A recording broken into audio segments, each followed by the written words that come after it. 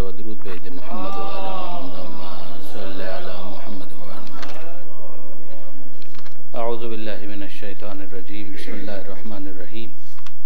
الحمد للہ رب العالمین والصلاة والسلام علی اشرف الانبیاء والمرسلین سیدنا و مولانا ابی القاسم محمد و اہل بیتہ الطیبین الطاہرین المعصومین المظلومین المنتجبین المنتخبین المیامین، لا سیما علی الامام المنتظر والحجۃ الثانی عشر الذین اذهب اللہ عنہم الرجس وطہرہم تطہیرا۔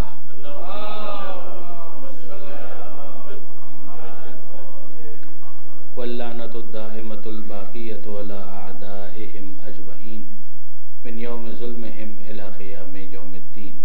رب اشرح لی صدری ویسر لی امری واحلل عقدۃ من لسانی یفقهوا قولی واجعلنی خالصا لوجہک الکریم یا اللہ۔ صلوات علی محمد و آل محمد۔ اما بعد فقد قال اللہ سبحانہ وتعالی فی القرآن الحکیم، بسم اللہ الرحمن الرحیم۔ هل اتى على الانسان حين من الدهر لم يكن شيئا مذكورا۔ صلوات علی محمد و آل محمد۔ برادران عزیز و خارن محترم، اشتہار میں آپ نے دیکھا ہوگا دو مناسبتوں کا ذکر ہے، مباہلہ کا بھی اور نزول آیہ حلطہ کا بھی، اور یہ دونوں ہی موضوعات ایسے ہیں کہ جن کے اوپر گفتگو ہو سکتی ہے۔ مباہلہ پر الحمدللہ کئی مرتبہ بات ہوئی اور یہ ایک تذکر اور یاد دہانی ہوتی ہے جس کو ہوتے رہنا چاہیے۔ سورہ آل عمران کے آغاز کی تمام آیتیں اسی واقعے کے پس منظر میں ہیں، اور اس کو اگر آپ دیکھیں گے تو مختلف کتابوں کے اندر اس کا تذکرہ آپ کو مل جائے گا، کہیں پر اختصار کے ساتھ، کہیں پر تفصیل کے ساتھ۔ سیرت ابن ہشام کے اندر بھی اس کا ذکر موجود ہے، البتہ اس کی پلیسمنٹ اور لوکیشن وہ نہیں ہے جو عام طور پر سمجھی جاتی ہے، لیکن بہرحال تذکرہ وہاں پر موجود ہے۔ تفصیلات اس طرح سے نہیں ہے کہ جس طریقے سے عام طور پر بیان کی جاتی ہیں، مگر باقی تمام کتابوں کے اندر آپ کو مباہلہ کے ڈیٹیلز بالکل مل جائیں گے، یہاں تک کہ ابن تیمیہ نے بھی، جو کہ آل محمد کی جو فضائل سے متعلق آیات ہیں ان کا تقریباً انکار کرتے ہیں، مگر یہ وہ موقع ہے کہ جس کا انہوں نے انکار نہیں کیا۔ تو یہ پورا سورہ آل عمران کی جو آیتیں ہیں ابتدائی، اور ایک بڑا حصہ آیت نمبر 61 بلکہ اس سے بھی تھوڑا آگے تک چلے جائیے تو یہ سب مباہلہ کے پس منظر میں، اور ظاہر ہے کہ اس کے ساتھ جو فریق مخالف ہے سامنے وہ کرسچینٹی کے نمائندہ افراد ہیں، نصارہ نجران جن کو کہا گیا، اور ان کو پیغمبر اکرم نے دعوت دی تھی اور بلایا تھا، اور پھر وہ آئے تھے اور ان کے ساتھ نیگوسیشنز ہوئے تھے، ان کی جو باتیں تھیں ان کو پیغمبر اکرم نے سنا تھا، اور اس کے جواب میں سورہ آل عمران کی آیتیں نازل ہوتی رہیں، اور اس کو کلائمیکس یا اس کا بالکل عروج آپ کہہ سکتے ہیں کہ وہاں پر ہے کہ جہاں پروردگار عالم نے یہ ارشاد فرمایا کہ ان مثل عیسیٰ عند اللہ کمثل آدم خلقہ من تراب ثم قال له کن فیکون، کہ یقیناً عیسیٰ کی مثال اللہ کے نزدیک آدم کی مثال ہے، اسے اللہ نے مٹی سے پیدا کیا، اس کے بعد کہا ہو جا اور وہ ہو گیا۔ تو خدا اگر بغیر باپ اور ماں کے آدم کو پیدا کر سکتا ہے تو تنہا ماں سے عیسیٰ علیہ السلام کو بھی پیدا کیا جا سکتا ہے۔ ایک میریکولس معاملہ یقیناً ہے، لیکن پروردگار عالم نے اپنی قدرت کا اظہار کیا ہے۔ ان اللہ علی کل شیء قدیر، یقیناً اللہ ہر چیز کے اوپر قدرت رکھتا ہے، جس پر ان کا اصرار اور اصرار بیجا جس کو کہا جائے، تو پھر پروردگار عالم نے مباہلہ کی آیت کو نازل فرمایا کہ فمن حاجک فیہ من بعد ما جاءک من العلم فقل تعالوا ندعو ابناءنا وابناءکم، کہ اے حبیب علم آنے کے بعد بھی اگر کوئی کٹ حجتی کرے تو یعنی یہ پھر خواہ مخواہ کی بحثہ بحثی ہے، زدم زدہ، تو پھر اس کے بحث کرنے کا کوئی فائدہ نہیں ہے، تو اسے کہیے کہ ندعو ابناءنا وابناءکم ونساءنا ونساءکم وانفسنا وانفسکم، کہ ہم اپنے بیٹوں کو لے آتے ہیں تم اپنے بیٹوں کو لے آؤ، ہم اپنی عورتوں کو لے آتے ہیں تم اپنی عورتوں کو لے آؤ، ہم اپنے نفسوں کو لے آتے ہیں تم اپنے نفسوں کو لے آؤ، ثم نبتہل، پھر اس کے بعد ہم مباہلہ کرتے ہیں، خدا کی بارگاہ میں لو لگاتے ہیں، گڑ گڑاتے ہیں، بد دعا کرتے ہیں۔ اسی کی بھی تشریح آگے آتی ہے، نجعل لعنت اللہ علی الکاذبین، کہ جو جھوٹا ہو اس پر ہم اللہ کی لعنت طلب کرتے ہیں۔ تو ظاہر ہے کہ مباہلہ ایک ایسا فینومینا ہے کہ جس کا ذکر خود قرآن مجید میں آیا، اور پھر تشریح طلب معاملہ یہی رہ گیا جس کو آپ تطبیق کہیں گے، اپلیکیشن، کہ یہ ابناءنا کون ہے، نساءنا کون ہے، اور انفسنا کون ہے۔ تو اس کے لیے پھر پیغمبر اکرم شخصیت بن گئی کہ پیغمبر اکرم کو صداقت کا اتنا بڑا ایک سورس سمجھتے ہیں، معیار سمجھتے ہیں کہ اس کے لیے پیغمبر اکرم کو لے کر گئے۔ تو ابناء کا مصداق آپ جانتے ہیں کہ حسن اور حسین، اور نساء کا مصداق خاتون جنت حضرت فاطمہ زہرا سلام اللہ علیہا، اور انفسنا کا مصداق صرف اور صرف مولا کائنات کو پیغمبر اکرم لے کر گئے۔ اور یہ انٹرسٹنگ اس وقت ہو جاتا ہے کہ جب اس کے ساتھ آیت تطہیر کو ہم دیکھتے ہیں، اس کے زمخشری نے کشاف کے اندر اس کی صراحت کی کہ پیغمبر اکرم نے جب یہ آیت نازل ہوئی ہے تو اس کے بعد پھر چادر میں ان کو جمع کیا اور چادر میں لے کر اس بات کا اعلان کیا کہ اللہم ہؤلاء اہل بیتی، کہ اے پروردگار یہ ہیں میرے اہل بیت، اور پروردگار نے اس کو انڈورس کیا، سیکنڈ کیا، تائید کی پروردگار عالم نے، اور آیت تطہیر کو نازل کیا۔ تو ایک دفعہ چادر میں پیغمبر اکرم نے لیا، پروردگار عالم سے تصدیق کروائی، اور پھر اس کے بعد پیغمبر اکرم مباہلہ کے دن لے کر چلے کہ ایک تصدیق ہو چکی، پروردگار کی طرف سے توثیق ہو چکی، تو اب یہ ہیں میرے اہل بیت۔ تو ابناء کا بھی مصداق یہ ہیں، نساء کا مصداق بھی یہ ہیں، انفسنا کا مصداق بھی یہ ہیں۔ پھر اس میں جو محقق علماء کرام نے تحقیق کی اور لکھا اس کو، تو وہ بہت انٹرسٹنگ ہے کہ جب ہم دیکھتے ہیں کہ پیغمبر اکرم کی ازواج کو قرآن مجید کے اندر نساء کہہ کر مخاطب کیا گیا، یا نساء النبی کہہ کر مخاطب کیا گیا کہ نبی کی نساء، لیکن یہ ہے کہ یہاں پر نساء کا مصداق ان کو نہیں بنایا گیا۔ یہ بہت انٹرسٹنگ ہے کہ اگر قرآن مجید نے نساء کا لفظ ازواج رسول کے لیے استعمال کیا ہے، سورہ احزاب میں آپ دیکھ لیجئے تو آپ کو ملے گا، یا نساء النبی لستن کاحد من النساء کرن فی بیوتکن، یہ جو آیتوں کا سلسلہ ہے اس کے اندر بار بار پروردگار نے کہا اے نبی کی نساء، اے نبی کی نساء، اے نبی کی نساء۔ تو یہ کمال ہے کہ ایک طرف پروردگار عالم کہے گا اے نبی کی نساء، اور دوسری طرف نساء کے مصداق کے طور پر ان کو نہ لے جایا جائے۔ ایک طرف ہم دیکھیں کہ پروردگار عالم کہے کہ ما کان محمد ابا احد من رجالکم، کہ محمد تمہارے مردوں میں سے کسی کے باپ نہیں، ولیکن رسول اللہ، وہ بس اللہ کے رسول ہیں، انبیاء کے خاتم، تمہارے مردوں میں سے کسی کے باپ نہیں ہے۔ پھر اس کے بعد اس آیت کے اندر کہا جائے کہ ابناءنا و ابناکم، تو 6 معنی در کہ ہم اپنے بیٹوں کو لے کر آئیں، تم اپنے بیٹوں کو لے کر آؤ، تو وہ کسی مردوں میں سے کسی کے باپ ہی نہیں ہے۔ تو پھر اس کے بعد ابناء کا مصداق بنانے کا مطلب کیا ہے؟ اور یہ کہنا یہ خود ایک کانٹرڈکشن نہیں ہے قرآن مجید کے اندر؟ ایک طرف نساء النبی تو وہ نساء کے طور پر نہیں جا رہی، ایک طرف کہا جا رہا ہے کہ مردوں میں سے کسی کے باپ نہیں ہے، دوسری طرف کہا جا رہا ہے ابناء۔ ان دونوں چیزوں کو، تینوں چیزوں کو کس طریقے سے ریکنسائل کیا جائے؟ تو اس میں پھر وہ بہت عمدہ جو باتیں بیان کی گئیں کہ پیغمبر اکرم قرآن مجید کے اعتبار سے، قرآن مجید کی نظر میں وما محمد الا رسول، محمد کچھ نہیں ہے بس اللہ کے رسول۔ اور جب یہ کہا جائے کہ محمد کچھ نہیں ہے بس اللہ کے رسول ہے، تو اس کا مطلب یہ ہے کہ پروردگار عالم رسالت کو اس طرح سے اس بات کرنا چاہتا ہے، وہ جو صفات ہیں کہ جو آپ کے اوپر عارض ہوتی ہیں، آپ پروفیسر ہو سکتے ہیں، آپ وکیل ہو سکتے ہیں، آپ ڈاکٹر ہو سکتے ہیں، آپ انجینئر ہو سکتے ہیں، مگر یہ تمام تر اضافی صفات، یعنی اگر آپ ڈاکٹر نہ بھی ہوتے تو آپ ہوتے، اگر آپ وکیل نہ بھی ہوتے تو آپ ہوتے، اگر آپ انجینئر نہ بھی ہوتے تو آپ تو ہوتے۔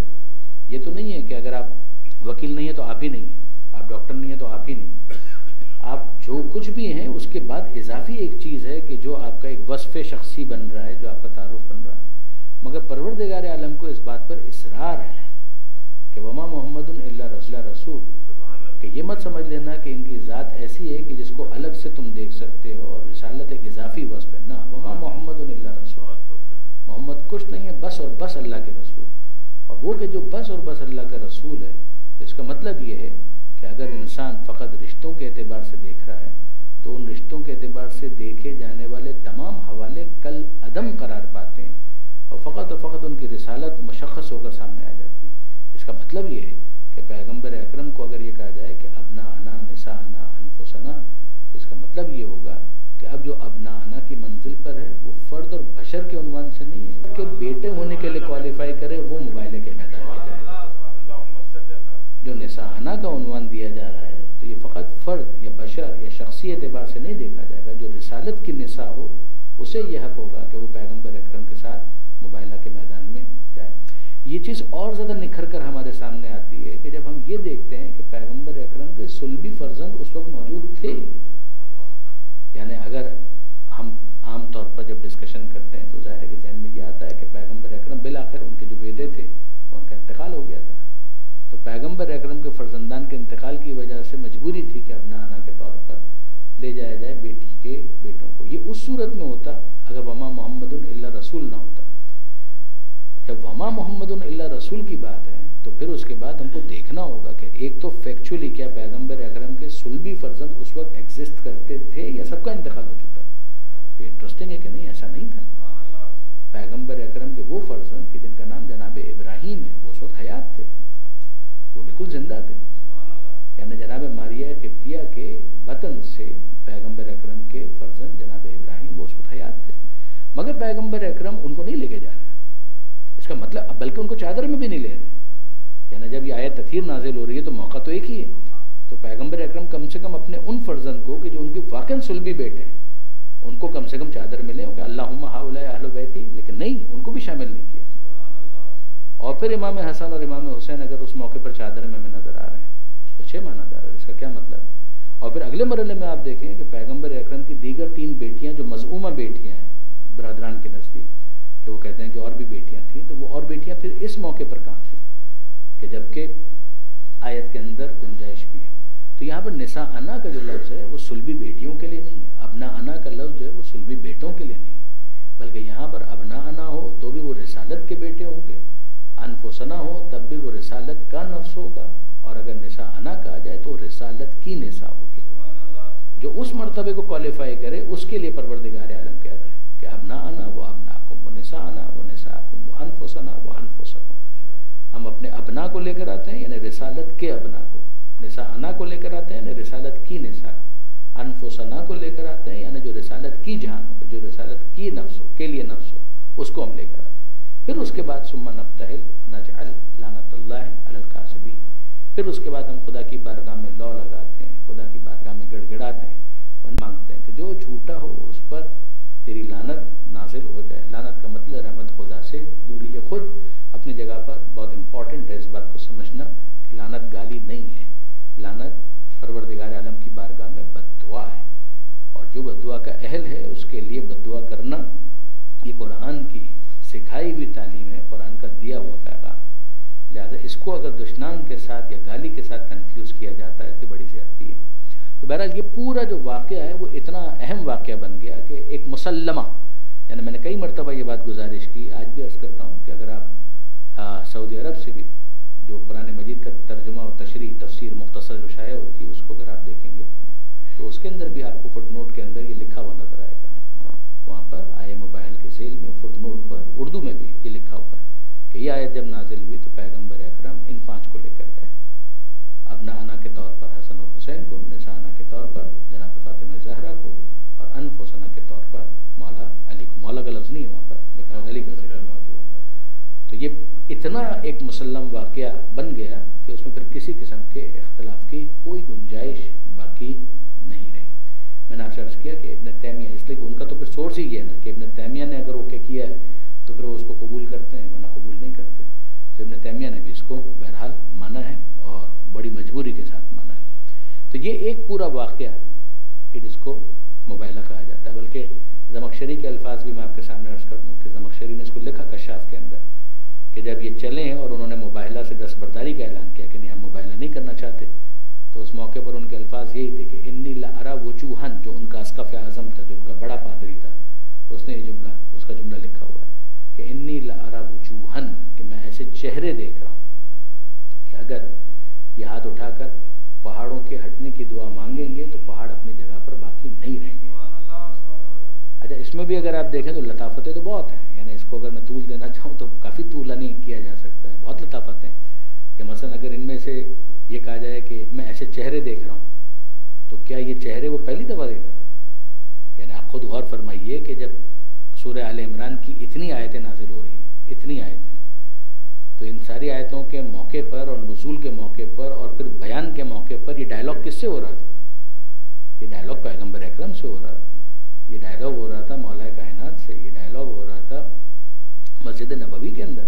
اس وقت تک مشرکین کے داخلے پر پابندی بھی نہیں تھی, لہذا وہ آ سکتے تھے اور وہ آئے تھے اور بات کر رہے تھے, سب کچھ ہو رہا تھا. تو پیغمبر اکرم کا چہرہ تو انہوں نے دیکھا ہوا تھا. اسی طریقے سے مولا کائنات, تو مولا کائنات کا چہرہ تو انہوں نے دیکھا ہوا تھا. تو یہ کیا بات ہوئی کہ انی لارا وجوہن، کہ میں ایسے چہرے دیکھ رہا ہوں، اس کا مطلب کیا ہے؟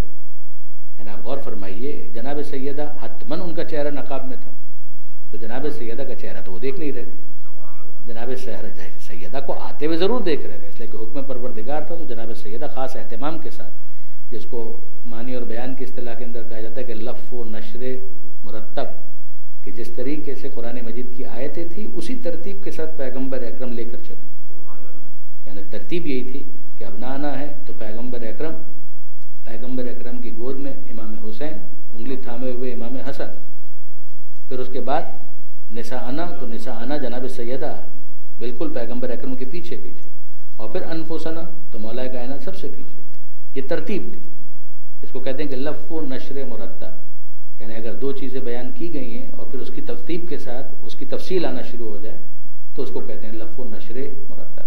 تو یہ بالکل ایسا ہی جیسا اگر کہا جائے کہ بادل کا برسنا اور بجلی کا کڑکنا، اور پھر اس کے بعد یہ کہا جائے کہ بادل کے گرجنے اور بجلی کے کڑکنے سے دل دہل گیا، تو پہلے جو ترتیب قائم کی گئی تھی اس کو ڈسٹرب نہیں کیا، اسی ترتیب کے ساتھ اس کو بیان کر دیا گیا کہ بادل کا گرجنا اور بجلی کا کڑکنا، اسی ترتیب سے بات کو بیان کیا گیا کہ بارش اتنی تیز ہو رہی ہے، بادل برس رہے ہیں، بجلی کڑک رہی ہے، اور پھر یہ کہا جائے کہ اس برسنے اور کڑکنے کی وجہ سے میرا دل دہل گیا۔ تو آپ دیکھیں گے کہ بعد میں جو بات کہی گئی اسی ترتیب کے ساتھ گئی۔ تو یہی کام یہاں پر کیا کہ پروردگار عالم نے کہا تھا ابناءنا نساءنا انفسنا، تو پیغمبر اکرم نے اسی ترتیب کو ملحوظ خاطر رکھا کہ ابناءنا پہلے، پھر نساءنا، اور پھر اس کے بعد انفسنا۔ اب وہ جو یہ کہہ رہا ہے کہ انی لارا وجوہن، کہ میں ایسے چہرے دیکھ رہا ہوں، تو یہ کمال ہے کہ میں ایسے چہرے دیکھ رہا ہوں، ان میں سے کون سا چہرہ ہے جو اس نے پہلے نہیں دیکھا؟ ان میں سے کون سا چہرہ ہے جو اس نے پہلے نہیں دیکھا؟ پیغمبر اکرم کا چہرہ یہ دیکھتا رہا۔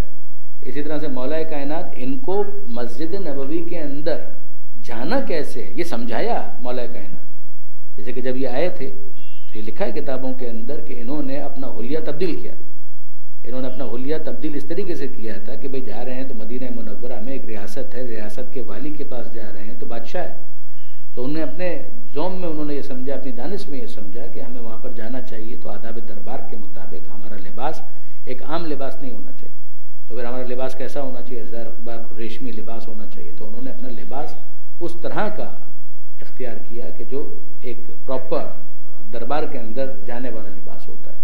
تو جب یہ گئے ہیں تو پیغمبر اکرم نے ان کو دیکھ کر یعنی قابل توجہ نہیں سمجھا، پیغمبر اکرم نے منہ پھیر لیا۔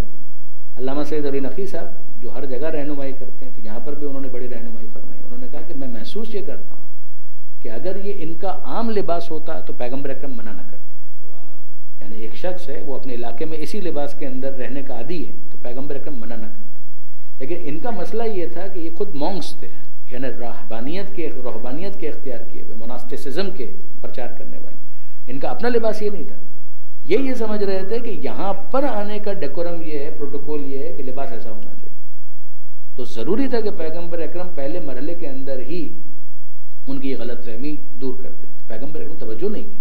اب یہ باہر آئے ہیں تو آپس میں ایک دوسرے کہہ رہے ہیں کہ ان کی بات جو بھی ہے لیکن یہ کہ ان کا اخلاق تو ہم نے اتنا اچھا سنا تھا، اور آج عجیب بات یہ ہوئی کہ تو ہم سے بات ہی نہیں کر رہے، مہمان ہیں، بلائے گئے ہیں، دعوت نامہ دیا گیا ہے، ہم سے بات ہی نہیں کر رہے۔ تو اس کے بعد پھر باہر جو افراد موجود تھے ان میں سے کسی سے انہوں نے کہا کہ بھئی یہ کیا معاملہ ہے، کیا ماجرا ہے، ہمیں انویٹیشن دیا گیا تھا، ہم ڈیلیگیشن کی صورت میں آئے اور ہمیں اس طریقے سے ریفیوز کیا جا رہا ہے، اخلاق تو ہم نے ان کا بہت سنا تھا۔ انہوں نے کہا کہ ہاں اخلاق تو ہم نے بھی دکھائی ہے، لیکن یہ کہ آج تمہارے ساتھ یہ کیوں ہوا ہمیں کچھ نہیں پتہ۔ تو 2-3 افراد سے انہوں نے پوچھا، نام میں جان بوجھ کے نہیں لے رہا، لیکن یہ کہ پوچھا انہوں نے اور کوئی جواب نہیں دے پایا۔ تو اس کے بعد علامہ نقن صاحب فرماتے ہیں کہ پھر یہ وہاں پر آئے کہ جہاں پر گویا سنا ہے کہ آپ کی جائے، تو مولا نے ان کے چہرے کو دیکھا، ان کے لباس کو دیکھا کہ اسی حلیہ بالکل، یعنی کیا مطلب کہ ہم نے دربار کی خلاف ورزی تھوڑی کی، ہم نے تو اپنا حلیہ ہی تبدیل کر لیا ان سے ملنے کے لیے۔ کہا کہ نہیں، اپنا جاؤ وہی روایتی جو لباس ہے وہی پہن کر جاؤ اور پھر ملاقات کرو اور پھر دیکھو کیا ہوتا ہے۔ تو انہوں نے اس کو کہا give it a try, let's give it a try. تو پھر انہوں نے واپس جہاں پر انہوں نے عارضی قیام کیا ہوا تھا وہاں پر گئے اور اپنا لباس تبدیل کیا، اور پھر اب پیغمبر اکرم کھڑے ہو کر استقبال، پیغمبر اکرم نے ان کو ویلکم کیا، اور پیغمبر اکرم نے دوران انہوں نے کہا کہ ہماری نماز کا وقت ہو گیا ہے تو ہم مشرق کی طرف رخ کر کے نماز پڑھنا چاہتے ہیں۔ پیغمبر اکرم اس کی بھی اجازت، کہ جب تک حکم شریعت صراحت کے ساتھ نہیں آ گیا تھا تو ٹھیک ہے، خواہ مخواہ یعنی شریعت سے زیادہ شریعت کا وفادار بھی نہیں بننا چاہیے. یہ پیغمبر اکرم نے گویا عملی طور پر سمجھا کہ ٹھیک ہے جب حکم آئے گا تو اس کو آنر کیا جائے گا، لیکن ابھی وہ حکم نہیں آیا تو ٹھیک ہے، مسجد کے اندر غیر مسلم کے داخلے پر ابھی پابندی نہیں ہے، تو آ سکتے ہیں، تو آئیں کریں. اور پھر اس کے بعد ان سے جب گفتگو شروع ہوئی تو میرا پوائنٹ اس وقت یہ ہے کہ یہ پیغمبر اکرم کا چہرہ تو دیکھ رہے تھے، مسلسل دیکھ رہے، مولا کائنات کا چہرہ انہوں نے دیکھا ہوا. امام حسن اور امام حسین تو گھر کا دروازہ مسجد کے اندر کھلتا ہے اور بے تکلفی ہے. تو میں بعید سمجھتا ہوں کہ اتنے عرصے یہ لوگ یہاں پر رہے تو امام حسن کو نہیں دیکھا ہوگا، امام حسین کو نہیں دیکھا ہوگا. تو اب اس کے بعد جناب خاتون جنت، ان کا چہرہ تو چھپا ہوا ہے، وہ نقاب کرتی ہیں. تب اس کے بعد وہ کون سا چہرہ ہے کہ جس کے لیے یہ جملہ آ رہا ہے کہ انی لارا وجوہن، کہ میں ایسے چہرے دیکھ رہا ہوں کہ اگر یہ پہاڑ کے ہلنے کی دعا مانگیں تو پہاڑ اپنی جگہ پر باقی نہیں رہے گا. ان چہروں میں سے جو اس وقت اس کو نظر آ رہے ہیں یہ چہرے وہ پہلے بھی دیکھ چکا ہے. بات صرف اتنی ہے کہ جو چہرے ہیں وہ جب ایک ساتھ دیکھے جاتے ہیں تو ایک دوسرے کو کمپلیمنٹ کرتے ہیں. یہ جناب جبرائیل کا بھی معاملہ تھا کہ جب انہوں نے یہ سوال کیا تھا پروردگار عالم سے، کہ جب پروردگار عالم نے کہا کہ میں نے سب کچھ ان کی محبت میں پیدا کیا. بہرحال آپ غور فرمائیے کہ جناب جبرائیل کہتے ہیں یا رب ومن تحتل کے ساتھ، تو نہیں دیکھا ہے چہرے کو جناب جبرائیل نے. مگر جب چہرے اجتماعی طور پر آتے ہیں اور اس منزل پر ہوتے ہیں کہ لمک تملنا جمیعاً تحتل کے ساتھ، جب ہم سب کے سب چادر میں مکمل ہو گئے. یعنی یہ لفظ اگر آپ کو ذہن میں ہوگا آیت تطہیر کی تشریح میں بھی میں نے یہاں پر بھی عرض کیا تھا کہ لما اجتمعنا نہیں ہے جب ہم جمع ہو گئے، ہاں لمک تملنا جب ہم مکمل ہو گئے تحتل کے ساتھ. جب ہم مکمل ہو گئے تو پھر اس کے بعد میرے بابا نے اپنے ہاتھوں کو بلند کیا اور خدا کی بارگاہ میں دعا کی کہ اللہم آہا اولئے اہل بیتی. وہ آپ الفاظ کو فقط خطیبانہ رنگ میں مت دیکھیں، لحمہم لحمی و دمہم دمی، ان کا گوشت میرا گوشت، ان کا خون میرا خون. تو یہ فقط خطیبانہ رنگ میں نہیں ہے، پیغمبر اکرم کہہ رہے ہیں جو وحی کے علاوہ بولتے نہیں. تو یہ جملے جو پیغمبر اکرم کے ہیں وہ جبرائیل کے اس سوال کے ذریعے سے بھی کچھ سمجھ میں آتا ہے معاملہ کہ چہرے جب ایک ساتھ ہوتے ہیں، وجود جب ایک ساتھ ہوتا ہے تو کس طرح سے ایک دوسرے کو کمپلیمنٹ کرتے ہیں. وہاں پہ جبرائیل کہتے ہیں کہ یا رب ومن تحت الکسا، اور پروردگار عالم اس شان کو بیان کرتا ہے کہ ہم فاطمۃ و ابوہا و بالوہا و بنوہا.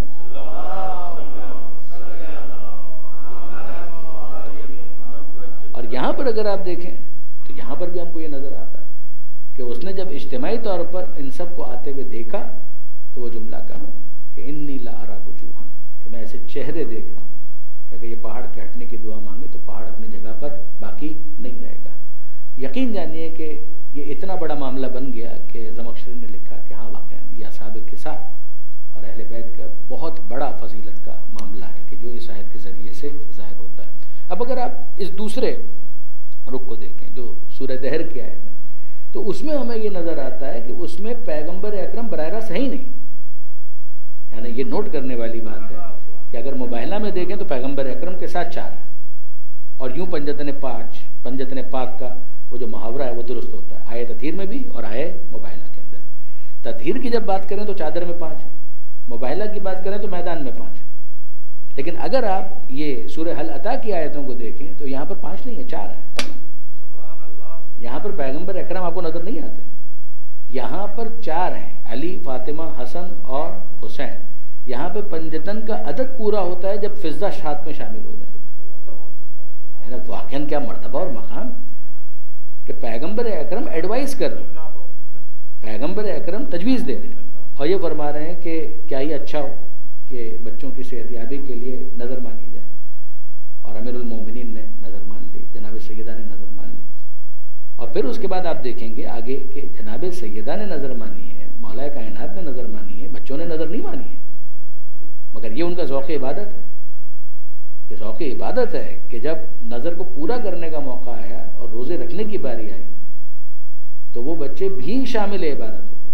اور دیکھیں گے آپ کہ وہاں پر پروردگار عالم نے جو خاص طور پر جو پریز کیا یوفون بالنذر ویخافون یوما کان شرہ مستطیرا، کہ یہ نظر کو پورا کرنے والے. علامہ سید علی نقی صاحب فرماتے تھے کہ فرمایا کرتے تھے کہ ایک تو یہ ہوتا ہے نا کہ نظر کر تو لی لیکن یہ کہ اب ٹال مٹول، نظر کرنا واجب نہیں ہے لیکن جب نظر کر لی جائے اور شرعی طریقے سے کی جائے. یعنی ایک نظر وہ ہوتی ہے کہ جو نظر شرعی اعتبار سے نظر کے عنوان سے کوالیفائی کرتی ہے کہ جس میں جملہ بھی کہا جاتا ہے کہ للہ علیہ ان افلح کذا. وہ عربی میں کہنا ضروری نہیں ہے، آپ کسی بھی زبان میں کہیں، مگر اس کا مطلب ادا ہو. یعنی ایک ہوتا ہے نیت کا معاملہ، نظر نیت کا نام نہیں ہے، نیت کے بعد کچھ کہنے کا نام. یہ خدا کے ساتھ ایک طرح سے کمٹمنٹ ہے کہ اللہ کے لیے مجھ پر لازم ہے، یا اللہ کے لیے مجھ پر ہے کہ اگر ایسا ہو گیا تو میں ایسا کروں گا. یہ دعا کے قبول کروانے کا ایک وسیلہ ہے جو پروردگار عالم نے رکھا ہے. یہ خود وسیلے کی بحث کے اندر بھی بہت مؤثر اور کارآمد بحث ہے کہ اگر آپ غور کریں کہ سننے والا تو خدا ہے، لیکن یہ کہ پروردگار عالم نے دعا کی قبولیت کے لیے خود نظر کو بھی رکھا. اور یہاں پر آپ دیکھیں گے کہ جناب سیدہ نے نظر مانگی، مولا علی نے نظر مانی، اور جب اس کو پورا کرنے کا موقع آیا تو ٹال مٹول نہیں ہے. جیسے ہی اس کا موقع آ گیا کہ اب یہ کہیں کہ نہیں ابھی تو صحت مند ہوئے ہیں، ابھی طاقت قوت کچھ بحال ہو جائے پھر اس کے بعد نظر کو پورا کیا جائے گا، نہ. موقع آیا، صحت ہو گئی تو اس کے بعد فوراً اس نظر کو پورا کیا. اور جب نظر کو پورا کر رہے ہیں تو پھر اس کے بعد افطار کا موقع آ گیا. 3 روزے رکھے اور پھر مسکین، یتیم اور اسیر. یہاں پر بھی اگر آپ دیکھیں تو لف و نشر مرتب ہے کہ جس ترتیب کے ساتھ انہوں نے عمل کیا تھا اسی ترتیب کے ساتھ قرآن مجید کی آیت نازل ہوئی. یعنی اگر آپ محسوس کریں کہ مباہلہ کی آیت میں اور اس میں فرق کیا ہے، یعنی لف و نشر مرتب کے اعتبار سے کہ وہاں پر آیت پہلے ہے عمل بعد میں ہے، یہاں پر عمل پہلے ہے آیت بعد میں. یعنی اگر آپ نے اس پر توجہ کی ہو کہ وہاں پر کہا گیا ابناءنا نساءنا انفسنا اور پھر لے جانے کی منزل ہے، اور پیغمبر اکرم نے رعایت کی کہ جو تذکرہ جس ترتیب کے ساتھ آیا ہے اسی کے مطابق لے جایا جائے. اور یہاں پر اگر آپ دیکھیں کبھی آیت نازل نہیں ہوئی، آیت تو بعد میں تحسین کے ساتھ، مدح کے ساتھ، تعریف کرتے ہوئے نازل ہوگی، عمل پہلے. اور عمل کیا ہے کہ یطعمون الطعام علی حبہ مسکینا و یتیما و اسیرا. یہ مسکین کو کھلاتے ہیں، یتیم کو کھلاتے ہیں، اسیر کو کھلاتے ہیں. تو کھلایا پہلے ہے، آیت بعد میں نازل ہوئی. تو لطف کی بات یہ ہے کہ دو میں سے ایک معاملہ ہے کہ یا تو پروردگار عالم نے ان کے عمل کو اپنے وجوبی علم میں جاننے کی وجہ سے پہلے ہی لوح محفوظ میں قرآن مجید میں اس طرح سے رکھا تھا، اور یا پھر یہ وہ افراد تھے کہ جو قرآن مجید کی اس آیت کو لوح محفوظ میں لکھا ہوا دیکھ رہے تھے کہ اس طرح سے نازل ہو. دو میں اس کو ایک معاملہ. زیادہ بہتر قول وہی ہے جو پہلے والا کہ پروردگار عالم کا جو علم ہے اور واجب الوجود کا جو علم ہے وہ بھی ذاتی ہوتا ہے، وہ کسی تجربے کا محتاج نہیں ہوتا. تو وہ جانتا تھا کہ عمل اس طریقے سے ہونے والا ہے، لہٰذا اس عمل کی تحسین کے لیے اس نے ترتیب جو الفاظ کی رکھی وہ بھی یہ ہے کہ یطعمون الطعام علی حبہ مسکینا و یتیما و اسیرا. کہ مسکین آیا تو اس نے کہا انا مسکین من مساکین المدینہ، کہ میں مسکین ہوں مدینے کے مسکینوں میں سے. اگلے دن فقیر آیا، اگلے دن یتیم آیا، اور پھر اس کے بعد اسیر آیا. یہاں پر بھی علامہ سید علی نقوی صاحب ہی کی تشریح میں آپ کے سامنے عرض کر رہا ہوں. وہ فرماتے ہیں کہ اسیر قرآن مجید کی اصطلاح میں اور عمومی طور پر بھی ہر قیدی کو نہیں کہا جاتا، جنگی قیدی کو کہا جاتا ہے، جس کو اسارت کا سامنا ہے، جس کو گرفتار کیا گیا ہے، اور جس کو جنگی قیدی بنایا گیا ہے اس کو. تو اس زمانے میں کوئی جیل خانہ نہیں تھا، بلکہ یہ وہ افراد تھے کہ جن کو ایک قیود کے ساتھ نظر بند کر دیا جاتا تھا کہ ٹھیک ہے تم اس فضا کے اندر رہو گے مگر اس علاقے سے باہر نہیں جا سکتے. جس طرح سے مجھے ایک صاحب بتا رہے تھے، ظاہر ہے کہ میرا تو شعبہ نہیں ہے مگر ان کا تعلق آرمی کے ساتھ تھا. ایک بہت پہلے کی بات ہے، یہیں آپ کے علاقے میں ہی کہیں پر ہم نے اس کو ڈسکس کیا تھا. جیسے کہ بعض افراد نے، من چھوڑیے نام کیا لینا، لیکن بہرحال بعض متعصب مفسرین نے انہوں نے کہا کہ یہ جو آپ کہہ رہے ہیں کہ اسیر اسیر اسیر، تو اسیر اس زمانے میں کہاں ہوتے تھے؟ یہ اعتراض کیا. تو اس کے اوپر یہ جو تشریحات ہیں ان کو ہم نے ڈسکس کیا تھا، تو انہوں نے کہا تھا کہ نہیں، بعض علاقوں میں ابھی بھی یہ کانسیپٹ ہے کہ اوپن جیل کا کانسیپٹ، کہ مثلا ایک بھاری پتھر سا ہے اس کے ساتھ ان کو باندھ دیا گیا، اس کو اٹھا اٹھا کر وہ پھرتے رہے. یعنی ان کو کسی جیل خانے کے اندر نہیں ڈالا گیا، پریزن کے اندر نہیں ڈالا گیا، لیکن یہ کہ کوئی ایسی چیز ان کے ساتھ لگا دی گئی کہ جس کی وجہ سے وہ کوئی دور نہیں بھاگ سکتے. اگر وہ بھاگنے کی کوشش کریں گے ان کے لیے پاسبل نہیں رہے. تو یہ معاملہ اس طرح سے آج بھی ہوتا ہے، یہ ان کا کہنا تھا. بہرحال یہ ان کا شعبہ وہ جانے، لیکن یہ کہ بہرحال اس زمانے کے اندر ایک محدود نظر بندی کہ جس کے اندر علاقہ مثلا چھوڑ کر نہیں جا سکتے. تو وہ علامہ فرماتے ہیں اس کے اندر کہ آپ ذرا غور کریں کہ تیسرے دن اسیر آیا ہے، اور مسلمانوں کے معاشرے کے اندر اسیر مسلمان تو نہیں ہوگا. ذرا غور کیجئے گا، کچھ عرض کرنا چاہ رہا ہوں کہ جو مسلمانوں کا معاشرہ ہے اس میں جنگی قیدی کیا مطلب؟ جنگی قیدی تو جنگ کس سے ہو رہی تھی؟ کافروں سے، مشرکین سے. ان میں سے اگر کسی کو قیدی بنایا گیا ہے، اسیر بنایا گیا ہے، تو مسلمان تو نہیں ہے۔ جب وہ مسلمان نہیں ہے، یعنی کسی غلامی میں بھی فارملی نہیں دیا گیا اس کو، اور اس کو اس طریقے سے اسیر رکھا گیا، تو جب اسیر اس کو رکھا گیا ہے تو یہ مسلمان تو نہیں ہے، یہ کافر ہے۔ مزے کی بات یہ ہے کہ مسکین، یتیم اور اسیر، تو مسکین وہ مسلمان ہے، یتیم وہ بھی مسلمان ہے، مگر یہ اسیر یہ مسلمان نہیں ہے، اور یہ آ رہا ہے تیسرے دن، جب 2 دن کے فاقے ہو چکے ہیں اور صرف پانی سے افطار کیا گیا ہے، تیسرے دن بھوک اور پیاس اپنے عروج پر ہے، اپنی پیک پر ہے۔ یعنی کہنے کا مطلب یہ ہے کہ پہلے 2 دن اگر ایمان کا امتحان تھا، تو یہاں پر جو تیسرے دن امتحان ہو رہا ہے یہ فقط ایمان کا نہیں ہے، یہ انسان کے احترام کا امتحان ہے۔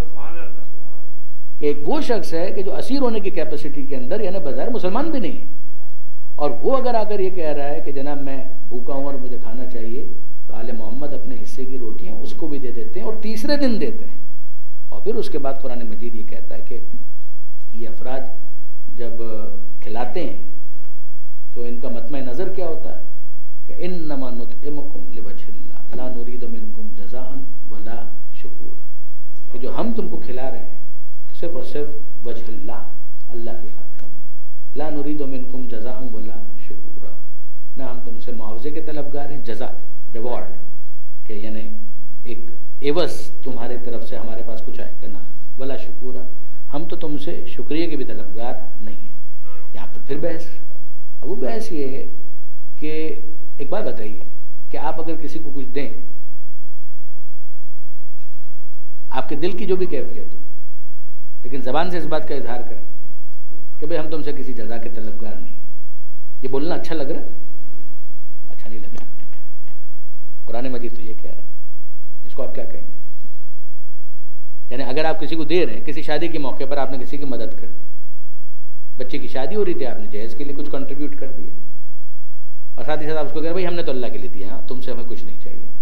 اگر آپ نہیں بھی چاہ رہے ہیں تو اس طرح سے کہنا یہ خود کبھی کبھی ہرٹ کرنے کا باعث بنتا ہے، یعنی اس کو اس بات کا احساس دلایا جائے کہ جناب میں اس وقت اس پوزیشن میں ہوں کہ للہ مجھے کچھ نہ کچھ کسی سے لینا پڑ گیا۔ پھر ایک مرتبہ علامہ کا تبصرہ ہے، وہ فرماتے ہیں کہ آپ ذرا غور کیجئے، قرآن مجید یہ کہہ رہا ہے کہ انما نطعمکم لوجہ اللہ، کم کا مطلب تم تینوں، یا السلام علیکم یعنی تمام افراد کو سلام کیا جا رہا ہے، کا کما کم عربی کے اعتبار سے جو اس کے ضمائر ہیں، جو پروناؤنس ہیں، کا یعنی تم ایک، کما یعنی تم 2، کم یعنی تم تمام جتنے بھی ہیں، میکسیمم، جمع کا صیغہ ہے، جمع کی ضمیر ہے۔ تو یہ جو یہاں پر کہا جا رہا ہے کہ انما نطعمکم لوجہ اللہ، تو اس کا مطلب یہ ہے کہ تینوں کو مخاطب کر کے یہ جملہ کہا گیا، تو تینوں ایک ساتھ آئے تھے، یعنی واقعی نقطہ رسی ہے انصافاً کہ انما نطعمکم لوجہ اللہ، ہم تم تینوں کو کھلاتے ہیں، تینوں ایک ساتھ تو آئے ہی نہیں تھے، پہلے دن آیا مسکین، دوسرے دن آیا یتیم، تیسرے دن آیا اسیر، تو یہ تینوں ایک ساتھ آئے نہیں ہیں، تو یہ جملہ کہا کب؟ یہ جملہ زبان سے ادا نہیں ہوا، یہ دل کی کیفیت ہے کہ جس کو لفظوں میں ڈھال کر پروردگار نے قرآن کی آیت بنا دی۔ جس طرح سے ہم کہیں یہ اس چیز کا قائل ہے، یہ کہا جائے کہ جناب یہ اس بات کے قائل ہے، تو قائل ہونے کا مطلب یہ ضروری نہیں ہے کہ وہ اپنی زبان سے کہہ رہا ہو، یعنی اس کا اوپینین یہ ہے، اس کا مقصود یہ ہے، وہ اس رائے کا حامی ہے، وہ یہ اپنی انٹینشن رکھتا ہے۔ تو آپ ذرا دیکھیے واقعاً کہ معصوم کا معصوم ہونا کس لیول پر ہے کہ فعل ان کا ہو، لفظ خدا کے بن جائیں اور قرآن مجید کے اندر محفوظ ہو جائیں کہ انما نطعمکم لوجہ اللہ لا نرید منکم جزاء ولا شکورا۔ ایک آیت کی طرف اور میں آپ کی توجہات مبذول کروں اور بس بات کو مکمل کر دیں، اور وہ کیا کہ اگر آپ دیکھیں گے تو آپ کو اندازہ ہوگا کہ بھائی ایک کام ہے کہ جو خدا کے لیے کیا گیا، نہ جزا چاہیے نہ شکریہ چاہیے۔ کیا واقعاً انسان کو احسان فراموش ہونا چاہیے؟ یعنی قرآن یہ کہہ رہا ہے کہ جس پر احسان کیا جائے اس کو شکریہ ادا نہیں کرنا چاہیے؟ جواب جی نہیں، ایسا نہیں ہے۔ اسلام یہ کہتا ہے کہ جس پر احسان کیا جائے اس کو ایکنالج کرنا چاہیے، یہ کے ذریعے سے، اس کے الفاظ کے ذریعے سے پتہ چلنا چاہیے کہ اس نے ایکنالج کیا ہے۔ اسی لیے اگر آپ حدیث کے الفاظ دیکھیں گے تو آپ کو ملے گا من لم یشکر المخلوق لم یشکر الخالق، یہ جو مخلوق کا شکریہ ادا نہیں کر سکتا وہ خالق کا شکریہ کیا خاک ادا کرے گا؟ تو اس کا مطلب یہ ہے کہ جس پر احسان ہو اس کو احسان فراموش نہیں ہونا چاہیے، واہ، تو اسے شکریہ ادا کرنا چاہیے، جی ہاں، یہ اس کی ذمہ داری ہے کہ اسے شکریہ ادا کرنا چاہیے، مگر جو احسان کرنے والا ہے اس کے ظرف کے اندر اتنی بلندی ہونی چاہیے کہ وہ شکریہ کا طلبگار نہ ہو، یہ اس کے اعتبار سے اور وہ اس کے اعتبار سے، یہ اپنی ذمہ داری ادا کرے اور وہ اپنی ذمہ داری ادا کرے۔ آیت آپ کے سامنے ہے، اس کو بھولیے گا نہیں، انما نطعمکم لوجہ اللہ، ہم تمہیں کھلا رہے ہیں اللہ کی خاطر، لا نرید منکم جزاء ولا شکورا، ہم تم سے نہ جزا کے طلبگار ہیں نہ تم سے شکریہ چاہتے ہیں۔ بات یہاں تک تو واضح ہو گئی۔ اب اس کے بعد اگلے مرحلے میں آئیے، مولا کا جملہ سنیے گا نہج البلاغہ میں، اور یہ جملہ یقین جانیے کہ مجھے بہت پسند ہے، یعنی کلمات قصار خاص طور پر بہت پسند ہے پورے نہج البلاغہ میں۔ کلمات قصار کے اندر یہ جملہ یعنی بہت زیادہ دل کو چھو جانے والا جملہ کہ امیر المومنین فرماتے ہیں، خلاصہ عرض کر رہا ہوں، کہ کسی کا شکریہ ادا نہ کرنا، تم ایک نیکی کر رہے ہو اور کوئی شکریہ ادا نہیں کرتا، سوشل ورک کے اندر یہ ہوتا ہے تھینک لیس جاب ہے، یہ تھینک لیس جاب ہے، تھینک لیس جاب ہے کہ کر رہے ہیں، وہ شکریہ بھی ادا نہیں کرتا اور تو کچھ نہیں، تھینک یو بھی نہیں بولتا۔ مولا فرماتے ہیں کہ کسی کا شکریہ ادا نہ کرنا تمہیں اس نیکی سے نہ روک دے، خبردار یہ نہ ہو کہ وہ شکریہ ادا نہیں کرتا تو پھر اب میں نیکی اس کے ساتھ کیوں کروں، کیا اس کے لیے تم نے اس نیکی کو انجام دیا تھا؟ تمہارے ظرف کی بلندی یہ ہونی چاہیے، کیا تم نے اس کے لیے اس نیکی کو انجام دیا تھا؟ پورا جملہ سنیے گا، کسی کا شکریہ ادا نہ کرنا تمہیں اس نیکی سے نہ روک دے، کیوں؟ اس لیے کہ کبھی تمہارا شکریہ وہ ادا کرتا ہے کہ جس پر تمہارا کوئی احسان نہیں ہوتا، کبھی تمہارا شکریہ وہ ادا کرتا ہے کہ جس پر تمہارا کوئی احسان نہیں ہوتا۔ تو یعنی یہ کیا بات ہوئی کہ اس نے شکریہ ادا نہیں کیا تو تم نیکی چھوڑ رہے ہو، اس لیے کہ تمہارا شکریہ اگر خدا ادا کر رہا ہے تو اس سے بڑی بات تو کوئی ہو نہیں سکتی۔ کہ اتنی بنیادی بات سمجھ لو کہ ان اللہ یحب المحسنین، کہ اللہ نیکی کرنے والوں کو دوست رکھتا ہے۔ اگر یہ تمہارے سامنے فوکس ہو جائے، بات بالکل مشخص ہو جائے، تو پھر یہ چھوٹی لگے گی بات ہے۔ اب آپ یہاں پر دیکھیے کہ کیا ہو رہا ہے۔ پروردگار عالم فرماتا ہے کہ ان کا مطمع نظر کیا ہے، انما نطعمکم لوجہ اللہ لا نرید منکم جزاء ولا شکورا، ہم نے تمہیں کھلایا اللہ کی محبت میں، نہ ہم تم سے جزا کے طلبگار ہیں نہ ہم تم سے شکریہ کے طلبگار ہیں۔ یہاں تک تو بات واضح، جزا اور شکریہ دو چیزیں ہو گئی۔ اب آئیے آگے بڑھیے، آگے پروردگار عالم نے آگے پیچھے اس آیتوں کے اندر، یہ 31 آیتیں ہیں، ان آیتوں کے اندر پروردگار عالم نے جنت کی نعمتوں میں سے جتنی نعمتیں ہیں، یعنی بعض محقق علماء نے اس بات کے اوپر بہت اصرار کیا، میں نہیں کہتا کہ میں نے کاؤنٹ کیا ہے، لیکن یہ کہ بڑا اصرار کیا کہ جتنی دیگر آیتیں ہیں جس میں جنت کی تفصیلات موجود ہیں، بھئی وہاں پر نہریں ہوں گی، وہاں پر چشمے ہوں گے، وہاں پر محلات ہوں گے، وہاں پر باغات ہوں گے، وہاں پر یہ ہوگا، وہاں پر کھانے کے لیے یہ ہوگا، پینے کے لیے وہ ہوگا، سب کچھ، ان تمام تر نعمتوں کو کہ جو دوسری جگہوں پر بیان کیا ہے، یہاں پر خلاصتاً پروردگار عالم نے بیان کر دیا۔ ان آیتوں کے اندر پروردگار عالم نے ان تمام آیتوں میں ان نعمتوں کو تلخیص کے ساتھ خلاصتاً بیان کر دیا۔ پھر اس کے بعد پروردگار عالم کیا کہتا ہے، یہ نوٹ کرنے والی بات ہے کہ پروردگار عالم فرماتا ہے کہ یہ ہے جزا، یہ ہے جزا، کس کی طرف سے؟ تمہارے رب کی طرف سے۔ کس وجہ سے؟ ان کے صبر کی وجہ سے، ان کے صبر کی وجہ سے یہ ان کی جزا ہے۔ اچھا، اب یہاں پر آپ کہہ سکتے ہیں کہ صبر، ظاہر ہے کہ صبر کوئی بھی عبادت ہو صبر کے بغیر تو نہیں ہو سکتی، میدان جنگ میں اگر لڑنا ہو تو بھی صبر کے بغیر نہیں ہو سکتا ہے، دوسرے کی بات کو پی جانا ہو وہ بھی صبر کے بغیر نہیں ہو سکتا ہے، نماز پڑھنا ہو تو وہ بھی صبر کا تو دائرہ بہت بڑا ہے۔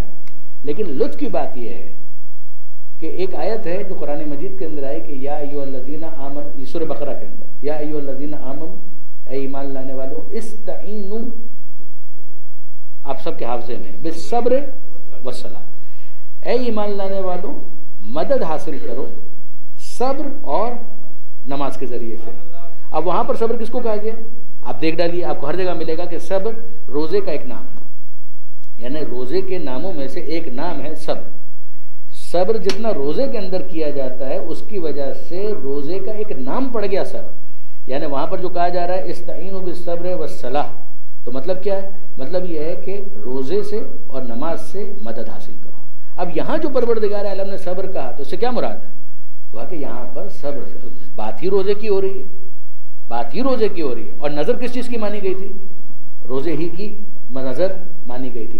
تو پروردگار عالم نے صبر کے ذریعے سے روزے کا ذکر کیا کہ یہ جو جزا ہے یہ ہو گئی روزے کی. اور ذرا سا آیت کی طرف میں آپ کو متوجہ کروں، ایک مرتبہ درود بھیجیے گا محمد و آل محمد.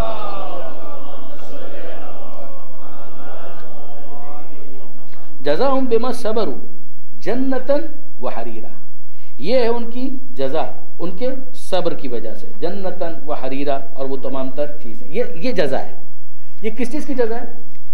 یہ ان کے اس صبر کی، وہ روزے جو انہوں نے رکھے ہیں اس کے لیے ان کی یہ جزا. اور غیر معمولی روزے رکھے ہیں کہ جس کے اندر انہوں نے جو افطار کا سامان تھا وہ بھی خدا کی راہ میں دے دیا ہے. یہاں تک تو بات ہو گئی. اب آگے دیکھیے، جو اگلی آیت میں آپ کے سامنے پیش کرنا چاہ رہا ہوں وہ ہے 22ویں آیت. پروردگار عالم اس کے بعد یہ ارشاد فرماتا ہے ان ھذا کان لکم جزاء، یہ یقیناً یہ کان لکم جزاء، یہ تمہارے لیے تھوڑی سی جزا تو ہو گئی. یہ میں سوچ سمجھ کے ترجمہ کر رہا ہوں، تھوڑی سی، یعنی کان لکم جزاء. پروردگار عالم کہتا ہے جزاؤکم لکم، نہیں یہ نہیں کہا. ان ھذا کان لکم جزاء، یہ جو جزاء کے اوپر تنوین ہے یہ عربی کے اندر تقلیل کے لیے آتی ہے. تقلیل کا مطلب ہوتا ہے اگر کسی چیز کی کمی کو ظاہر کرنا ہو تب یہ معاملہ رکھا جاتا ہے. اس کی مثال قرآن مجید میں آپ کو ملے گی سورہ توبہ کے اندر، رضوان من اللہ اکبر. رضوان، اس رضوان کے اوپر جو تنوین ہے نا، اس کا مطلب رضوان کا مطلب رضا پروردگار، رضوان اس کے اوپر تنوین. تھوڑی سی رضا بھی اگر خدا کی حاصل ہو جائے تو رضوان من اللہ اکبر، تھوڑی سی رضا بھی اگر حاصل ہو جائے تو وہ بہت بڑی بات ہے وہ رضا تھوڑی سی بھی مگر وہ بہت بڑی بات ہے. اکبر جنت سے بھی بڑھ کر ہے، پہلے جنت ہی کا تذکرہ ہے وہاں پر، اور یہاں پر رضوان من اللہ اکبر، تھوڑی سی اگر رضا خدا کی حاصل ہو جائے تو یہ بھی بہت بڑی بات ہے. وہاں پر کہا تھوڑی سی رضا، یہاں پر کیا کہا؟ ان ھذا کان لکم جزاء. پروردگار عالم فرماتا ہے کہ یہ تمہارے لیے تمہارے اس عمل کی تھوڑی سی جزا ہے.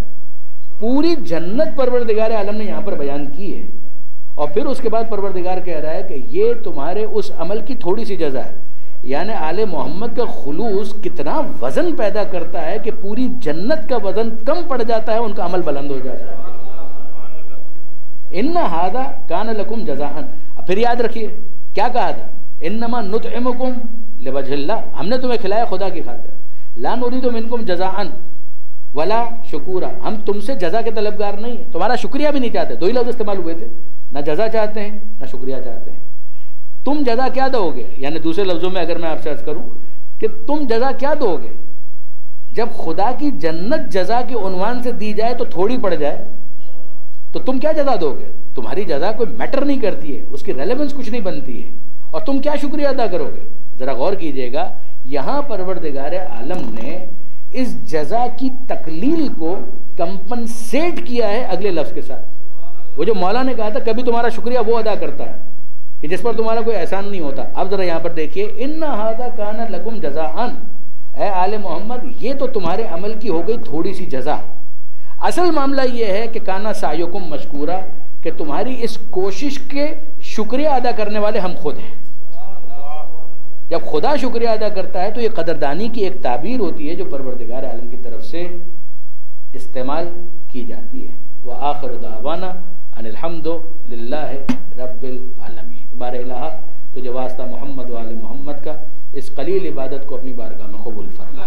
اے مالک آل محمد کی مودت، آل محمد کی معرفت ہم سب کو نصیب فرما. قرآن پڑھنے، سمجھنے اور اس پر عمل کرنے کی توفیق عطا فرما. وارث قرآن امام زمانہ کے ظہور میں تعجیل فرما. اس عید کے صدقے میں ہم سب کی دعاؤں کو اپنی بارگاہ میں مستجاب فرما. 3 مرتبہ بآواز بلند درود بھیجے گا.